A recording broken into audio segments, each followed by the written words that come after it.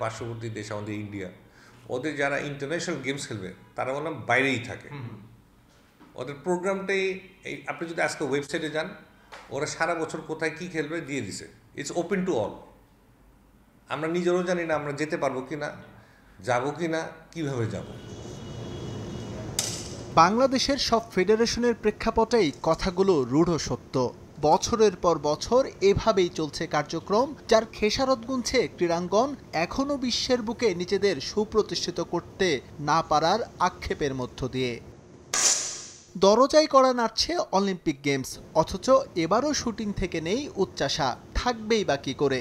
Budget সংকটের জন্য ইচ্ছে থাকা সত্ত্বেও যে ওয়াইল্ড কার্ড পাওয়া রবিউল ইসলামকে দেয়া সম্ভব হয়নি বিদেশে উন্নত প্রশিক্ষণ। আমি জানি এখানে গেলে মেডেল পাবো, কিন্তু আমি যেতে পারবো? যেতে দিতে পারবো না। কেউ তো আমার টাকা দেয় না, কেউ তো আমার সাপোর্ট করে না। এখানে যদি স্পন্সরও খুঁজেন, স্পন্সরও আসতে চায় না। অন্যান্য খাতের মতোই দেশের ক্রীড়াঙ্গনে পরিকল্পনার অভাব স্পষ্ট, অথচ অলিম্পিকের মতো আসরে সফলতা পেতে লাগে লম্বা পরিকল্পনা।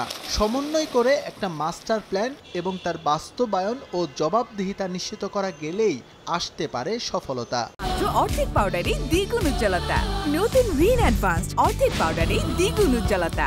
বিওএ, মন্ত্রণালয়, এনএসসি, শুটিং ফেডারেশন, এরকম যদি একটা টিম ওয়ার্ক করতে পারি এবং লং টার্ম প্ল্যান করতে পারি যে আমি আসলে কোন কোন গেমসে খেলবো, খেলতে খেলতে খেলতে খেলতে আমি অলিম্পিকে যাব, তখনই বললাম আপনি বলতে পারেন ইয়েস অলিম্পিক আপনি মেডেল কেন আনতে পারলেন না, আপনি তো এতগুলি জিতছেন, এখন পাইলেন না কেন? আমি জীবনে জিতলামই না, কোয়ালিফাই করলাম না, আমি যে অলিম্পিকে মেডেল নিয়ে আসবো, এটা একটা কথা? দেশের ক্রীড়াঙ্গনের উন্নয়ন এবং দেখভালের জন্য আছে জাতীয় ক্রীড়া পরিষদ। অবাক করা বিষয় হচ্ছে এই এনএসসির সুনির্দিষ্ট কোনো খাত নেই ট্রেনিংয়ের জন্য অর্থ বরাদ্দের। এনএসসির কোনো খাত নাই যে ট্রেনিং হিসেবে আমাকে অর্থ বরাদ্দ দিবে। এই বরাদ্দটা ঠিক করতে হবে। এটা আমি তাদেরকে দোষ দিচ্ছি না, এটা আমি বলতে চাই তারা যাতে দেখে, বুঝে যে আসলে কোন ফেডারেশনকে দেওয়া উচিত, কিভাবে দেওয়া উচিত, কেন দেওয়া উচিত। একটা দায়সারা নীতিতে চলছে দেশের ক্রীড়াঙ্গন, কিন্তু এভাবে আর কতদিন?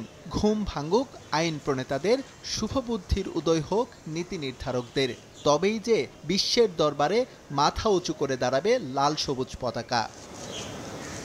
এস এম ইকবাল, সময় সংবাদ, ঢাকা।